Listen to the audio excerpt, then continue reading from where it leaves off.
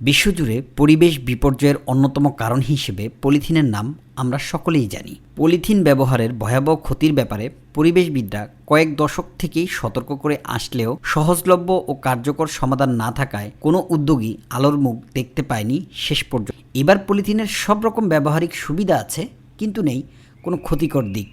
এমনই এক জাদুকরী সমাধান নিয়ে এসেছেন বাংলাদেশের পাটকল কর্পোরেশনের প্রধান বৈজ্ঞানিক উপদেষ্টা ডক্টর মোবারক আহমদ খান।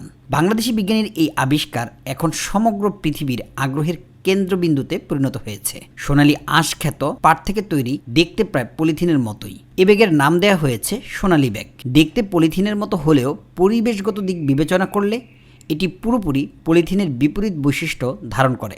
বাংলাদেশি বিজ্ঞানীর এই হইচই ফেলে দেওয়া উদ্ভাবন দেশের অর্থনৈতিক উন্নয়নের ক্ষেত্রেও ব্যাপক সম্ভাবনার দ্বার খুলে দিয়েছে। এর মাধ্যমে দেশের পরিবেশ যেমন রক্ষা পাবে, তেমনি বিদেশেও রপ্তানি করে প্রচুর বৈদেশিক মুদ্রা অর্জিত হবে।